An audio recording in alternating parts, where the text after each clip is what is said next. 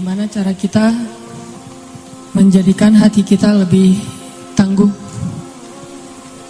Analoginya tadi kayak badan kita ya. Ada orang kan kalau naik motor sedikit pulang-pulang minum antangin ya.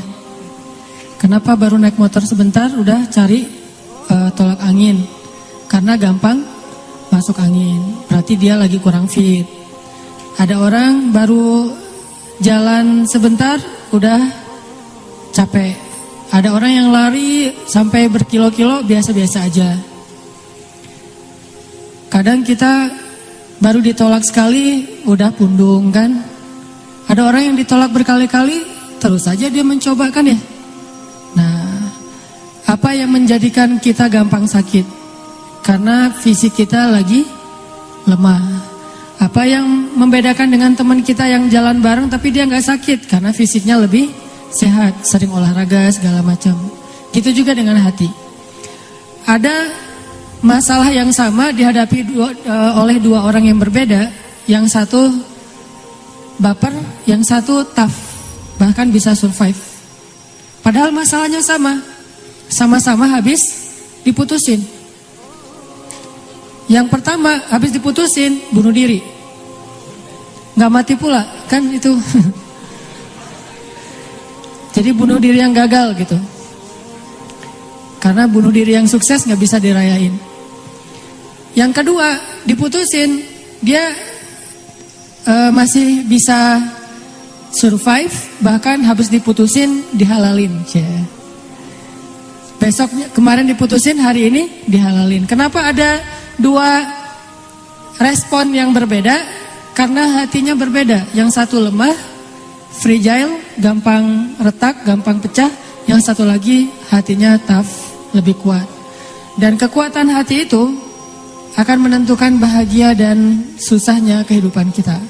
Dan kekuatan hati itu tergantung dengan nutrisi yang tadi Teh Hanin sampaikan.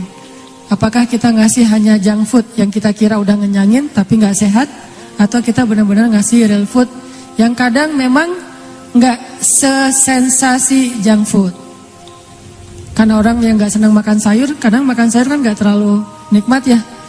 Sedangkan yang makan makanan junk food, yang keripik-keripikan yang gak terlalu sehat, kadang buat dia lebih seru gitu. Ya zikrullah itu kadang emang gak seru bagi kita yang saya lah yang mungkin masih belajar, tapi emang harus dipaksain.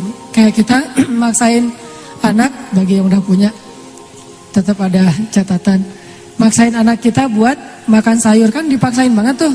Sampai sayur dibikin ada gambar boneka, sayur jadi bintang, jadi apa, jadi hewan gitu. Kenapa? Biar dia mau makan sayur. Dan kita juga maksain diri untuk memberi real food hati dengan zikir, dengan tilawah dan seterusnya.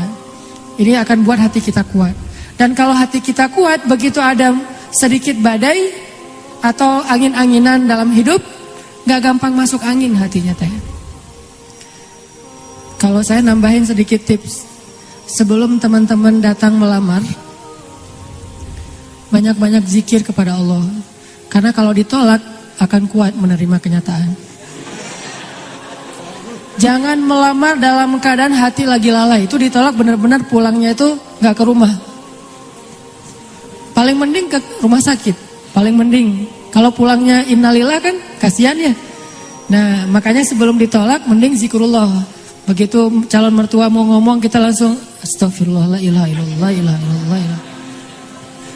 Pas dia bilang maaf biarkan si mbaknya menyelesaikan sekolah dulu. Innalillah astagfirullah innalillah astagfirullah. Kuatin aja zikir karena makin kita hatinya kuat menerima kenyataan yang kadang-kadang memang gak menyenangkan.